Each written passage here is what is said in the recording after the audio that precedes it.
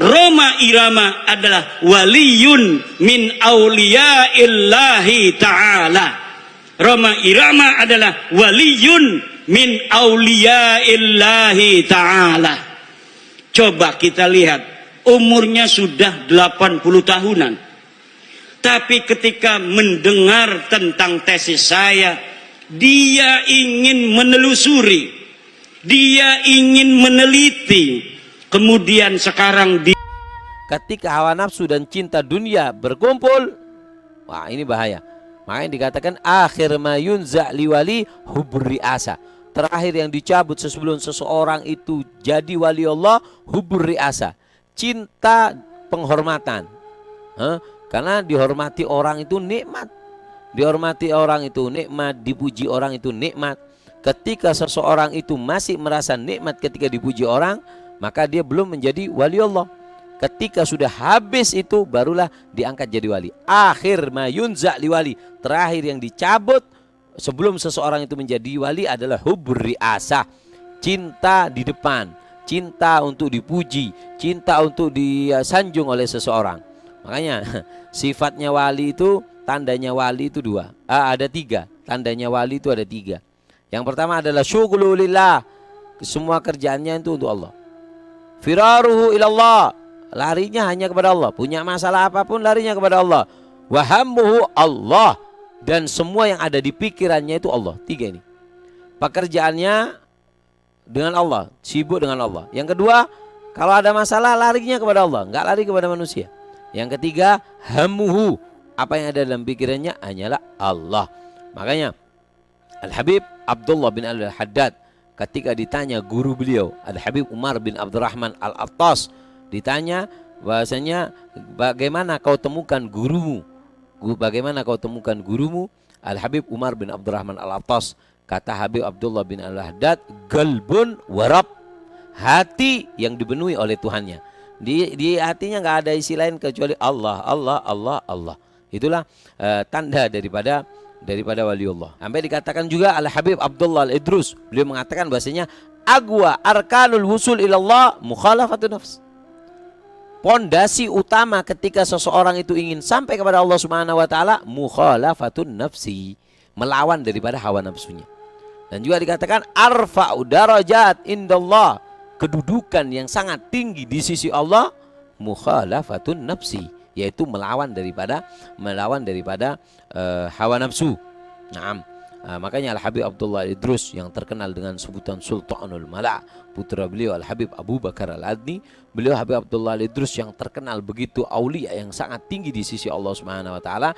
Beliau cara mengalahkan hawa nafsunya supaya ketika beliau rendah diri ketika dipuji oleh orang, nafsunya tidak melonjak.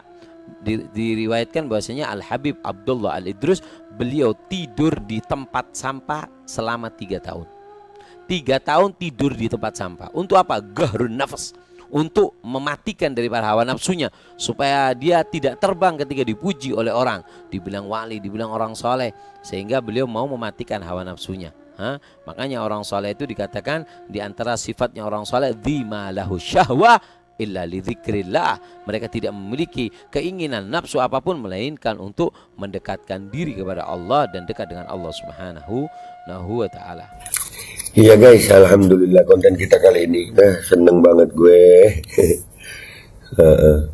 makin kesini ya, makin kesini kelihatan banget kalau makin kesono gitu. Sekarang ini Imad adalah kayaknya pemimpin para wali. Imad pemimpin para wali guys, serius. Dia bisa menentukan wali atau tidaknya seseorang. Dia bisa, wah pokoknya istimewa dah. Tesisnya dia tuh, wah. Alhamdulillah gue ngelihat ini, alhamdulillah ya. Alhamdulillah, makasih Mat. Iya terusin Mat, terus jangan berhenti. Nih. Roma Irama adalah. Iya, suara lu kekencangan, gue kecilin ya. Kaget gue. Iya, Roma Irama, iya. Darmat. Roma Irama adalah waliyun min auliyaillahi ta'ala. Roma Irama adalah waliyun min auliyaillahi ta'ala.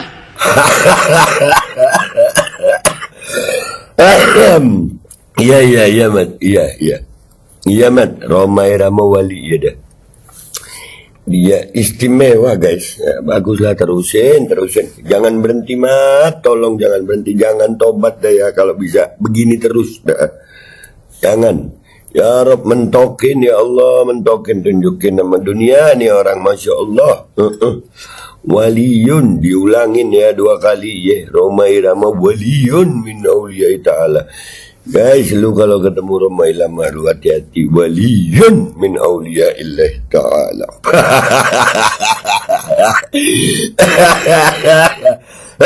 Sampai batuk-batuk gue, kesedekah rokok ketawa waliyun min auliya illah ta'ala. Waliyun itu. Coba kita lihat umurnya sudah 80 tahunan. Iya. Tapi ketika mendengar tentang tesis saya, jadi lu cuman mendengar tesisnya Imat terus dia ingin menelusuri, dia ingin meneliti, kemudian sekarang dia mempunyai keyakinan bahwa para Habib ini bukan zuriyah Nabi ya. Cuman gara-gara itu jadi wali guys. Meneliti, yang diteliti apa? Bikin podcast, manggil orang-orang itu yang ngomongnya ya kayak Abbas, kayak Menachem Ali, kayak Gembul, terus jadi wali. Wah, istimewa, keren. Ini belum pernah ada dalam sejarahnya.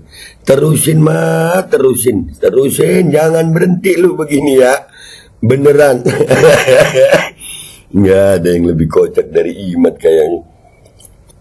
Jadi lu kebayang nggak guys ya, orang jadi wali ini menurut Imat. Ini kitab-kitab salaf, kitab-kitab sufi dulu batal semua sama Imat ini. Istimewa loh. Wali itu karena mendengar dan itu kata-kata meneliti itu aja yang apa yang diteliti sama Roma. Rambut palsunya aja masih belum ada yang terlalu meneliti. Gue pengen banget meneliti rambut palsunya Roma.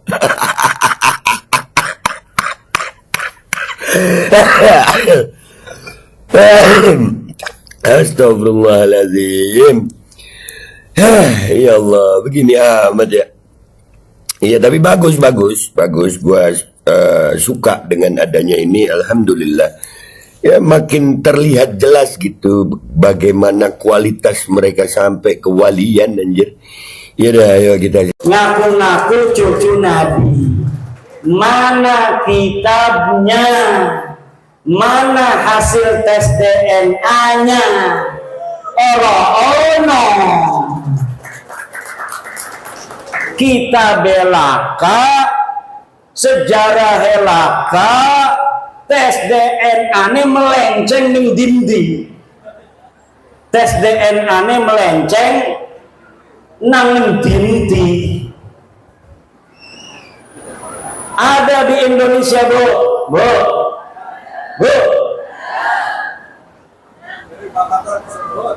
Di Indonesia ada orang ngaku cucu Nabi. Dalam tubuhku mengalir darah Rasulullah. Datang ke kiai, minta duit 40 juta. Baru saya dapat ini sebuah testimoni dari kiai di Purbalingga, di Banyumas. Ada kiai diparanin oleh seorang yang ngaku cucu Nabi. Yang ngaku cucu Nabi namanya Habib. Apa namanya? Nama klannya keluarga Baklawi. Keluarga apa? Dia minta uang 40 juta. Dulu katanya biasanya langsung dikasih kalau lagi punya.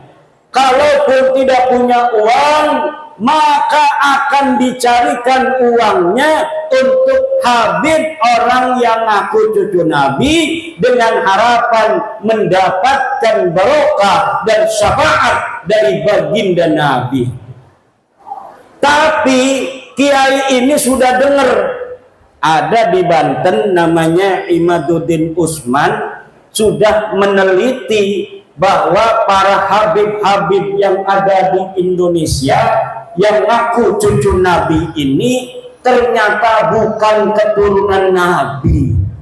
Saya yang meneliti itu, bahwa Habibku ada Habib Rizik Sihab, Habib Bahar Smith, Habib Taufik Segaf, Habib Lutfi Yahya. Itu semua namanya keluarga Baklawi. Keluarga siapa?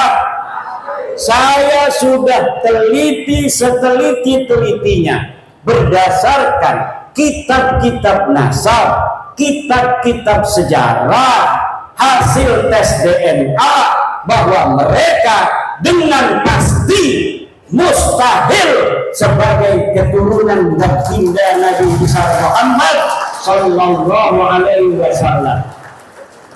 Tidak terima, silahkan undang saya untuk berdebat. Kalau tidak terima, mana ente punya dalil? Kalau tidak terima, mana hasil tes DNA ente? Saya sudah tahu hasil tes DNA dari Habib-Habib ini, 180 orang di Yaman sudah tes DNA dan hasilnya haplogrupnya G. Sedangkan keturunan Nabi Muhammad semuanya di Arab Saudi, di Yordan, di Maroko, haplogrupnya J1. Kalau ada orang yang mengaku keturunan baginda Nabi besar Muhammad hari ini dari jalur laki-laki semua sampai baginda Nabi sampai Sayyidina Husain, maka haplogrupnya harus J1. Sedangkan keluarga Habib Rizik, keluarga Habib Bahar, keluarga Habib Taufik Segaf, keluarga Habib Lutfi bin Yahya, semuanya sudah tes DNA dan bukan keturunan baginda Nabi besar Muhammad sallallahu alaihi wasallam.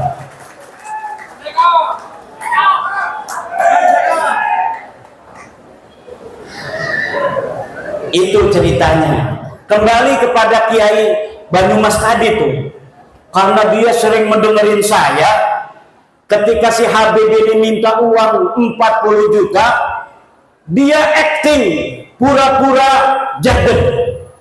Kiai Imad pahlawanku, Kiai Imad pahlawanku, Kiai Imad pahlawanku. Langsung Habibnya kabur. Jadi ibu-ibu, bapak-bapak kiai, terutama kiai-kiai, kalau ada Habib minta uang banyak, nggak usah banyak ngomong, cukup di depan dia baca wiridan, Kiai Imad pahlawanku, Kiai Imad pahlawanku, Kiai Imad pahlawanku. Insya Allah setannya hilang semua. Lah kita nyari-nyari duit, gelati duit 40 juta berarti bu ya? Nggih. Megawe ning Tangerang gajinya 4 juta. Berarti 40 juta ya kita megawe ning pabrik 4 bulan, 10 bulan nggih. Lah dia datang hanya dengan menjual baginda Nabi, dia pengen dapat duit 40 juta. Nah, orang-orang yang menjual nama Nabi besar Muhammad sallallahu alaihi wasallam begini, kira-kira masuk surga apa masuk neraka? Yang keras. Yang keras. Saya tanya sekarang, Habib itu keturunan Nabi apa bukan? Keturunan Nabi apa bukan? Habib Rizik turunan Nabi bukan? Habib Bahar turunan Nabi bukan? Habib Lutfi bin Yahya turunan Nabi apa bukan? Habib Taufik Segaf turunan Nabi apa bukan? orang Purbalingga sudah bersaksi bahwa mereka bukan keturunan baginda Nabi besar Muhammad.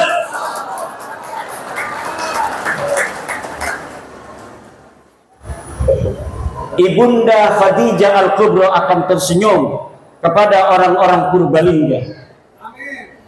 Sayyidatuna Fatimah Az-Zahra akan berbahagia kepada orang Purbalingga.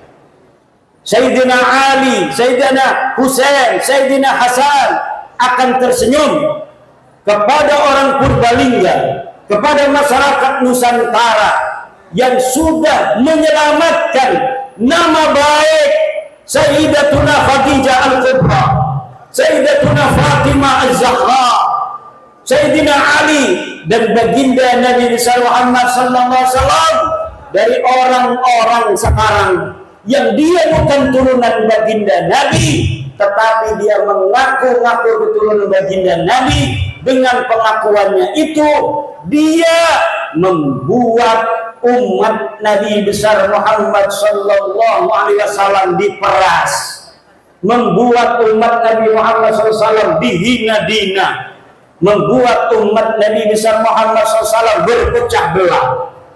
Orang-orang semacam ini dari sisi ilmu nasab bukan turunan Nabi, dari sisi ilmu sejarah bukan turunan Nabi, dari tes DNA bukan turunan Nabi, dari akhlak baik jauh dari keturunan Nabi.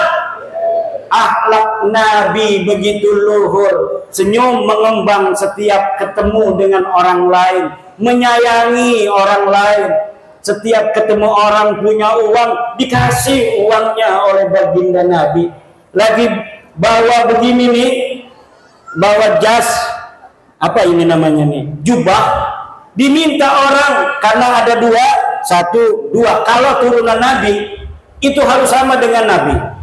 Kalau lagi bawa jubah, jubahnya satu buat aneh, langsung dikasihin. Itu ciri-ciri daripada turunan. Sekarang Laskar jajal kalau ada Habib lagi bawa mobil, mobilnya buat aneh. Kalau dia kasih itu mobil, dia turunan Nabi.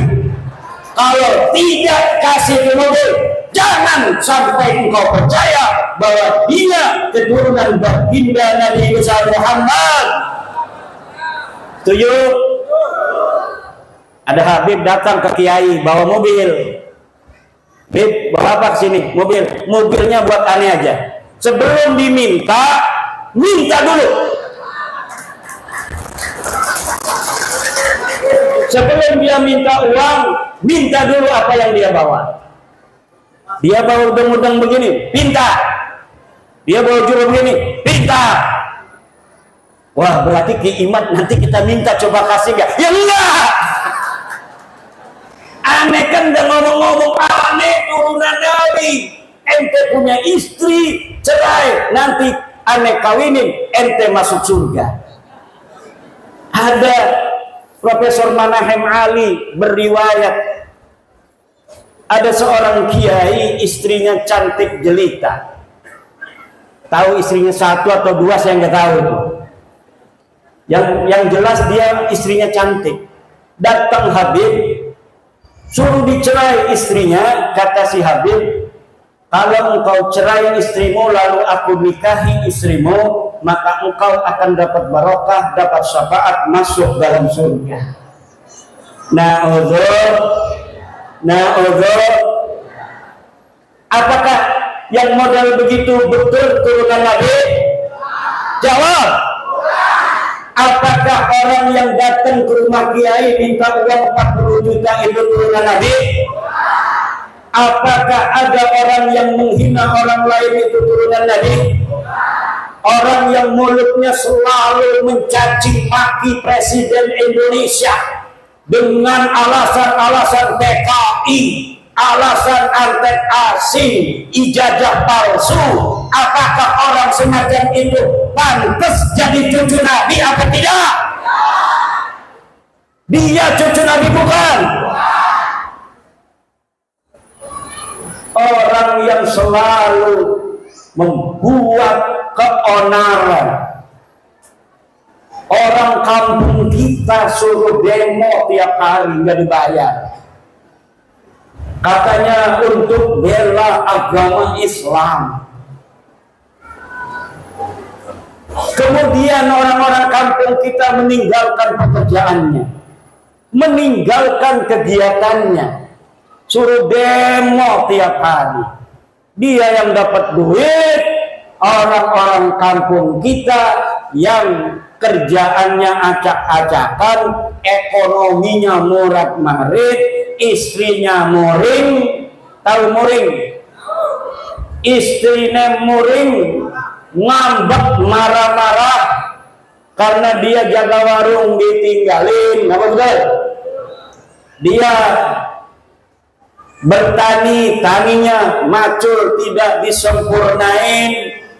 Dia jagain pancingan lele, pancingan lelenya ditinggalin. Kenapa? Suruh demo, suruh katanya membela agama, menurunkan antek-antek Cina, menurunkan antek-antek asing. Tapi ternyata perjuangan mereka semata-mata bukan untuk agama, bukan untuk rakyat, bukan untuk bangsa, tetapi untuk tingginya nama mereka sendiri dengan mengorbankan putra-putri Indonesia agar masa depannya acak-acakan, tetap miskin, melarat, tidak punya pekerjaan. Nah, Bu, anak ibu mesantren, betul apa tidak? Anak ibu mesantren pengen jadi kiai, betul? Kiai Sahal sangat bahagia kalau anak ibu-ibu melebihi kiainya.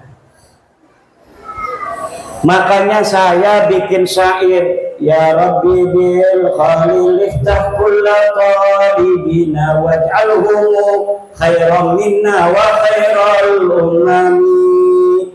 Ya Rabbi bil khalil iftah kulla talibina waj'alhum khairan minna wa khairal. Ya Rabbi bil khalil, ya Tuhan dengan barakah Syekh Khalil Bangkalan, iftah kulla talibina, beri futuh santri-santri kami, waj'alhum, jadikan mereka khairan minna, lebih baik daripada aku, wa khairal umami, dan sebaik-baiknya umat. Seorang kiai akan bahagia kalau muridnya lebih pintar daripada dirinya, betul? Kalau gurunya hafal Quran cuma 2 juz, kayak saya, itu juga dulu. Saya sekarang punya murid sudah hafal 30 juz karena habis mondok di saya belajar kitab kuning, dia ngaji di pondok tahfidz. Sekarang sudah 30 juz. Saya senang dan bahagia. Dia dulu bisa baca kitab, sekarang sudah hafal Al-Qur'an. Kalau gurunya sudah 30 juz, senang kalau muridnya hafal 35 juz.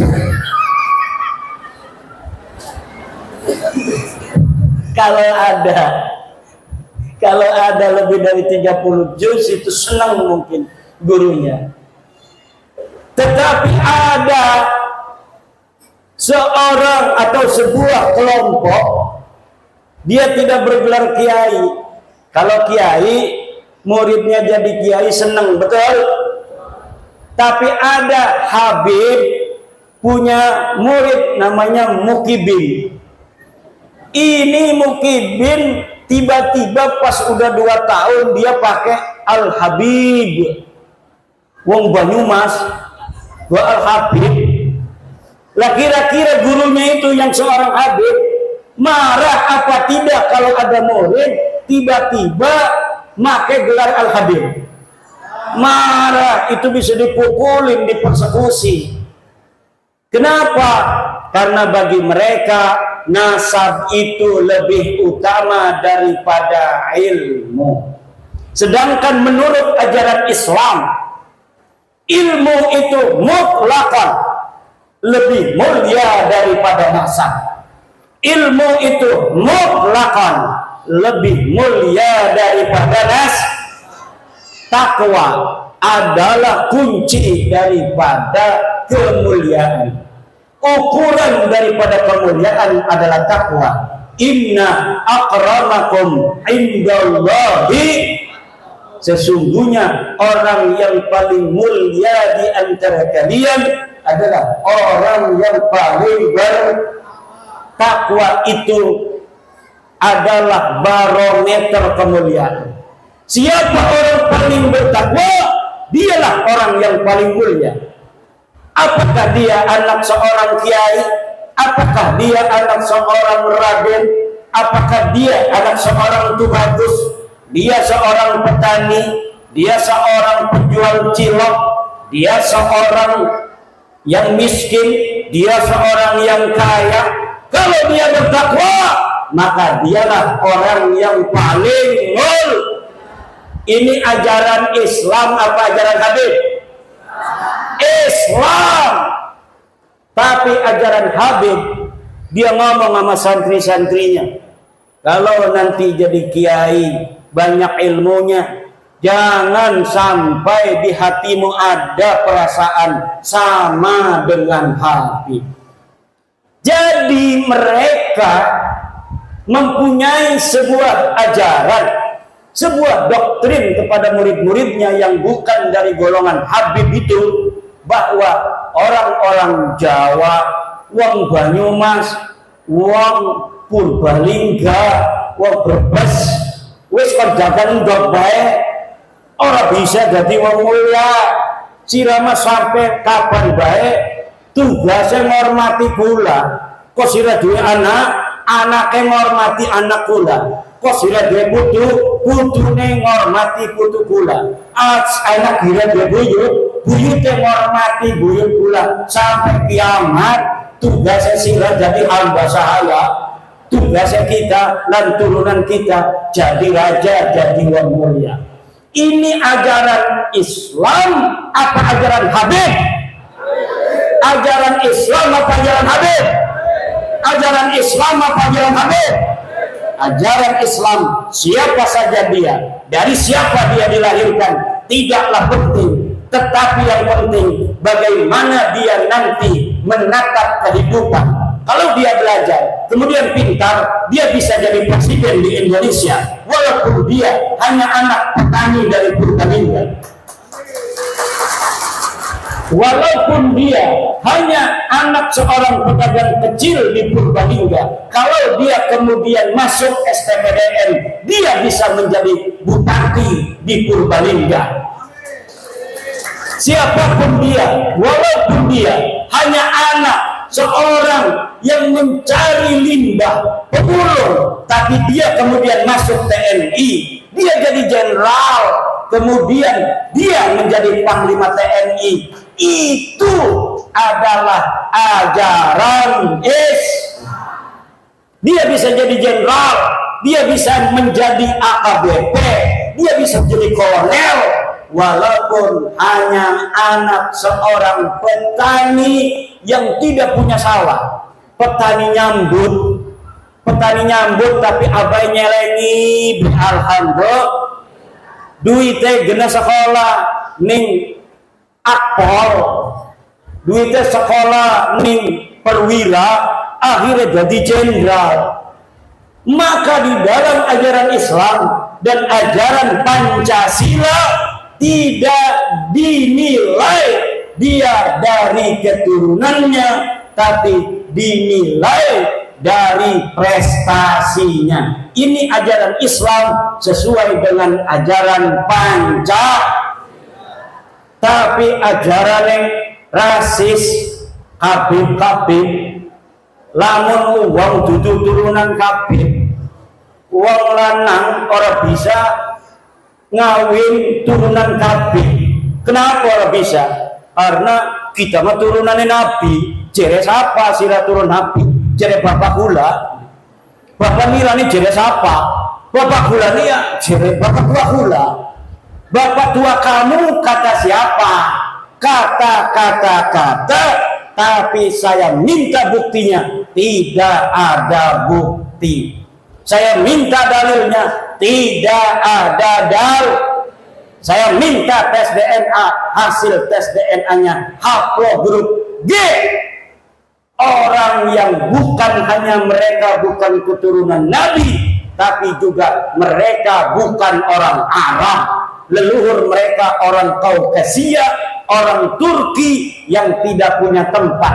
Mereka hidup nomaden, kemudian mereka tinggal di Kaukasus, kemudian dihancurkan, menyebar ke India, menyebar ke Pakistan, menyebar ke Eropa, menyebar ke Yaman. Dari Yaman pindah ning Indonesia. Ning Indonesia ngaku putune Nabi. Jadi wes ibu-ibu nurut ning kiai-kiai desa, nurut ning kiai-kiai ning desa kita ana sing ngajar Fathul Qorib ning musala. Wong 5 sing ngaji, sing siji ngantuk, sing siji izin. Tinggal wong telu, sing telu ning ngantuk. Ngajar Fathul Qorib kiai, dia yang ngajar ngaji, dia yang bawa kopi. Dia yang ngajar ngaji, dia yang bawa kopi. Kadang-kadang diamplopin yang ngajinya, saking pengen ngelihat orang itu masuk surga, sampai dia kiai ngajar ngaji, gawa kopi, gawa kue, gawa amplop maning alhamdulillah. Itulah orang-orang ikhlas. Nah sekarang Bu, karena mereka sudah tahu bahwa mereka itu gagal jadi keturunan Nabi, ngegawa-gawa Wali Songo supaya gagal jadi turunan Nabi. Kata mereka Wali Songo juga sama turunan Baklawi. Padahal dari zaman dulu mereka menghina-hina Wali Songo, keturunannya tidak ada. Wali Songo keturunannya terputus. Tapi sekarang sudah diteliti mereka bukan cucunya Nabi. Mereka katakan Wali Songo itu keluarga mereka, Baklawi. Rizik Syihab sebelum saya membuat tesis tentang bahwa para kabir itu bukan turunan Nabi, dia ditanya oleh orang tentang Ajmat Khan. Dia jawab, saya bukan ahli nasab, tanya saja itu ke Rabitah Alawiyah.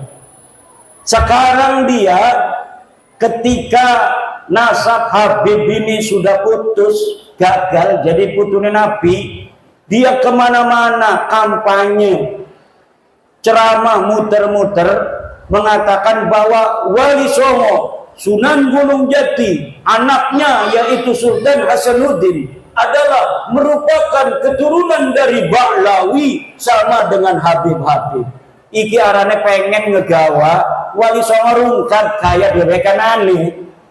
Mereka sudah rungkat, mereka tidak sudi, tidak ridho. Kalau hanya mereka yang rungkat, mereka juga ingin bawa-bawa Wali Songo yang asli putune Nabi. Wali Songo asli putune Nabi. Pengen supaya Wali Songo juga sama-sama putus nasabnya, sama-sama rungkat nasabnya 2024. Ning dindi ceramah muter-muter pakai takbir lagi. Salah pakai takbir. Saudara, Sunan Gunung Jati punya istri Nyai Rara Santang, takbir. Ligane salah. Nyai Rara Santang itu bukan istrinya Sunan Gunung Jati, tapi ibunya Sunan Gunung Jati. Udah salah pakai takbir. Marah anak-anaknya. keturunan Sunan Gunung Jati akhirnya minta maaf. Saya mohon maaf. Sekarang dia ngomong lagi bahwa Sunan Ampel adalah anaknya Sunan Gresik. Salah menimbai. Kalau di Banten dia takut sama cucu-cucu Sultan Hasanuddin seperti saya, sampai dia minta maaf. Sekarang saya tantang cucu-cucu Sunan Ampel yang ada di Surabaya, bisa tidak mereka membuat Rizik Syihab minta maaf kepada keturunan Sunan Ampel Surabaya?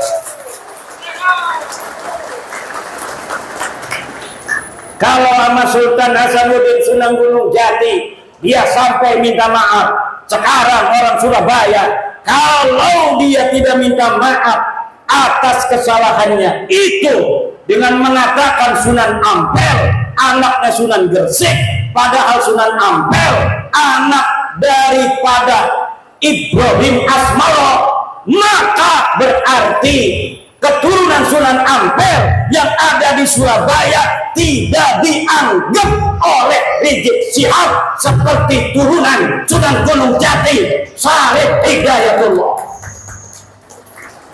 Coba mana eta turunan Sunan Ampel dia? Tuntut, suruh minta maaf. Bukan bapaknya Sunan Ampel Ibrahim Asmara Qalbi. Kalau Sunan Gresik itu Maulana Malik Ibrahim, harus minta maaf. Makin ngomong semakin banyak salahnya dia. Karena apa? Bukan ahli nasab, nggak ngerti nasab, maksa-maksain bicara nasab. Saking marahnya sama saya, marah bener sama saya itu. Saya sejak kecil jadi cucu Nabi, masa mau mati jadi mantan cucu Nabi? Yang bener aja. Sama Roma Irama marah juga. Roma Irama sambil ditelepon marah. Kata Roma Irama, siapa lu negur-negur gue? Wih, hebat juga tuh Bang Haji. Bang Haji Roma kenal bu? Bu, kenal nggak Bang Haji Roma?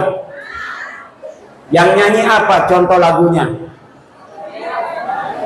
Sebujur Bangkai. Satu lagu Roma Irama Sebujur Bangkai lebih utama dari ceramah para habaib 70 habaib. Satu lagu Sebujur Bangkai Roma Irama lebih mulia dan lebih manfaat bagi umat Islam daripada ceramah 70 habaib.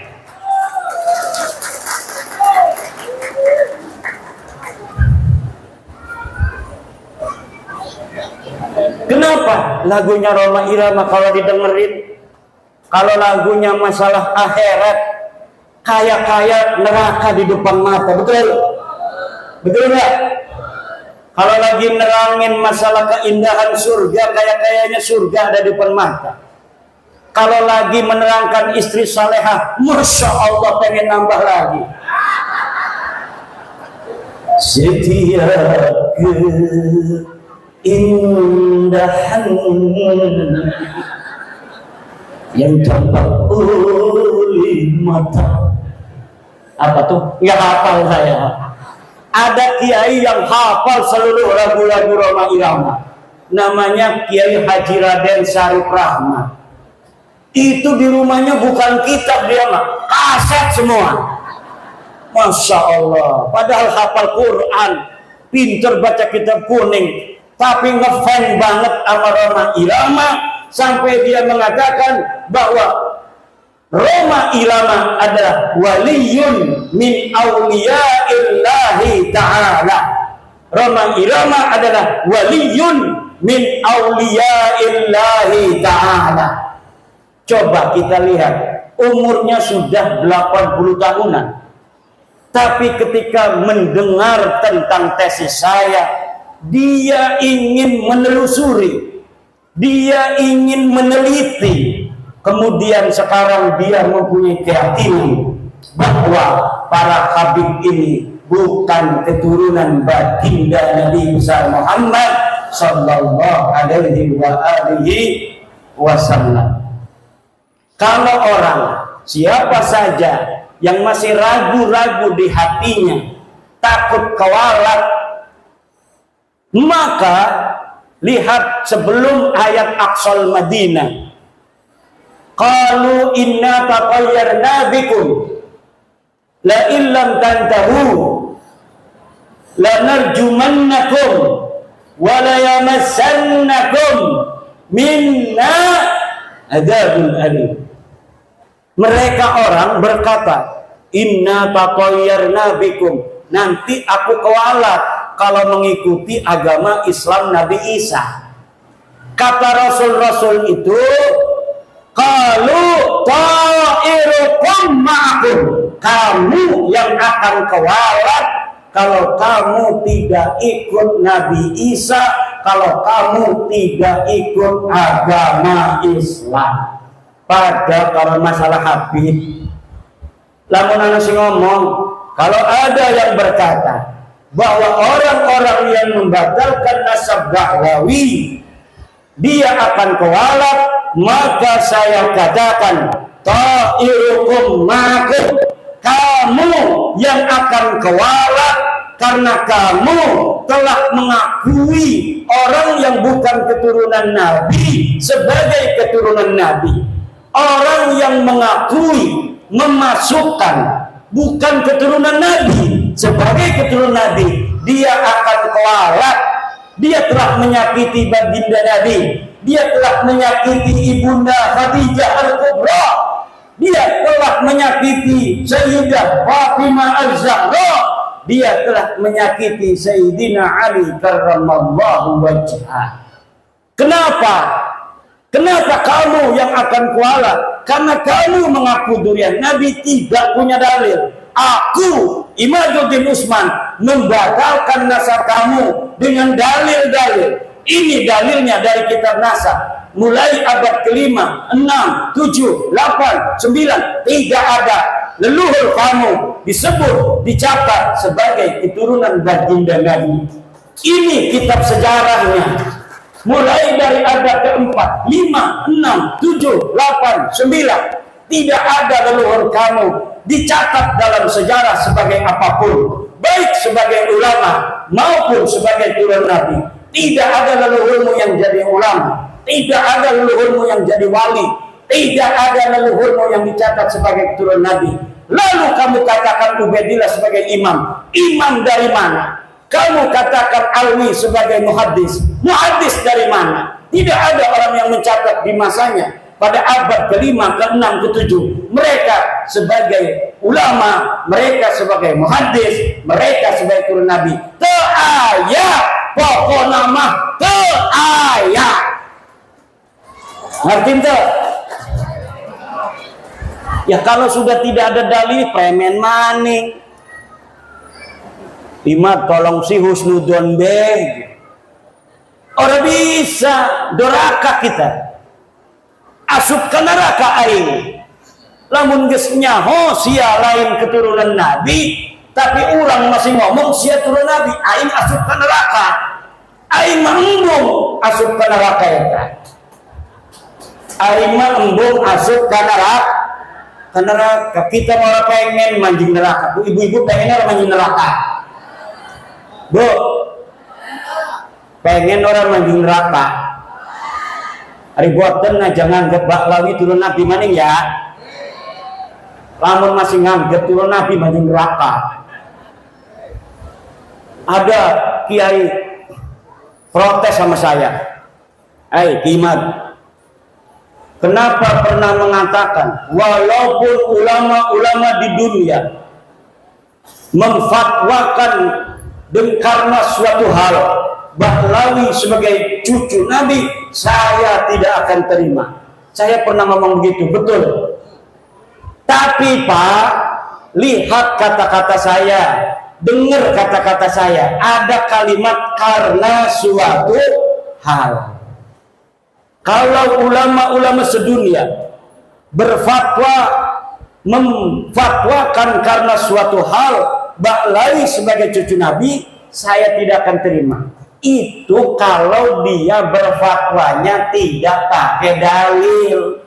Karena suatu halnya itu misalnya pertemanan, seperti Syekh Ali Jum'ah Mesir, karena berteman dengan Habib Umar bin Hafid, dia kemudian mengisbat Ba'lawi. Syekh Ibrahim bin Mansur, karena dia sama-sama nasabnya putus, dianggap putus oleh orang Arab, haplogrupnya juga bukan J1, Ibrahim bin Mansur. Akhirnya Ibrahim bin Mansur sekarang membantu Ba'lawi, Ba'lawi membantu Ibrahim bin Mansur. Itu namanya karena suatu hal. Kalau mereka datang dari seluruh dunia membawa dalil, maka kita terima, walaupun itu akan mustahil. Mustahil ditemukan dalil-dalil tentang ketersambungan Ba'lawi. Kenapa saya berani mengatakan mustahil? Karena algoritmanya tidak memungkinkan. Kenapa tidak memungkinkan? Karena di abad 9 saya sudah ainul yakin melihat dalil-dalil bagaimana mereka membangun nasab itu di abad 9. Tidak ada sebelumnya. Maka tidak mungkin akan ditemukan dalil di abad ke-8, dalil di abad ke-7, dalil di abad ke-6. Tidak mungkin ditemukan karena algoritma pembentukan, fabrikasi daripada nasab mereka hanya baru ada di abad 9. Kalau sampai mereka bawa manuskrip, katanya abad ke-6, ke-5, saya pastikan itu manuskrip palsu. Nah, apakah ada buktinya? Woi, Kiai ngomong manusia palsu, manusia palsu. Saya sudah menemukan banyak pemalsuan-pemalsuan di dalam sejarah Ba'lawi. Saya banyak menemukan banyak pemalsuan dalam kitab-kitab Ba'lawi, seperti kitab Abnaul Imam yang ditulis abad kedua Hijriah, lalu ditambahin di abad ke-5, kemudian dikatakan sebagai kitab abad ke-5. Padahal kitab itu ditambahin lagi pada abad ke-11, pada abad ke-13. Jadi apa yang tercatat di dalam kitab Abnaul Imam bukan semata-mata abad kedua, bukan semata-mata abad ke-5, bukan semata-mata abad 11, bukan semata-mata abad ke-13, dan bukan semata-mata dicetak pada abad 15 sekarang. Ini baru dicetak. Tetapi dari banyaknya penulis dari satu masa ke masa yang lainnya, tidak ada dibedakan ini catatan dari abad 2, ini catatan dari abad 5, ini catatan dari abad 11, ini dari abad 13. Tidak dibedakan. Kalau kita ngaji kitab Fathul Qorib, ada matan takrib, ada Fathul Qorib. Untuk membedakan matan dan syarahnya itu ada dalam kurung. Kalau yang dalam kurung itu matan, yang selebihnya itu syarah. Tapi dalam kitab Abnaul Imam tidak dibedakan mana karya Toba-Toba, mana karya yang lainnya. Jumlahnya semuanya ada 4 orang, 5 dengan muhakkiknya. Mereka telah mencetak kitab dengan ditambahi, kemudian diasosiasikan nama ulama tertentu yang ulama itu tidak mencatat daripada apa yang mereka tambahkan. Masih banyak lagi ibu-ibu, bapak-bapak, karena ini udah sore, insya Allah nanti kita akan bisa berjumpa kembali. Kita berdoa, ibu-ibu panjang umur, sehat badan, banyak duit, banyak duit, banyak duit, anaknya soleh solihah, bapak-bapak juga semuanya banyak duitnya. yang hadir di sini dan anak keturunannya ila yaumil qiyamah jadi orang kaya raya semua. Jadi orang yang berilmu semua. Jadi orang yang berpangkat tinggi semua, bermanfaat dan menjadi pahlawan untuk generasinya masing-masing. Allahumma amin, Allahumma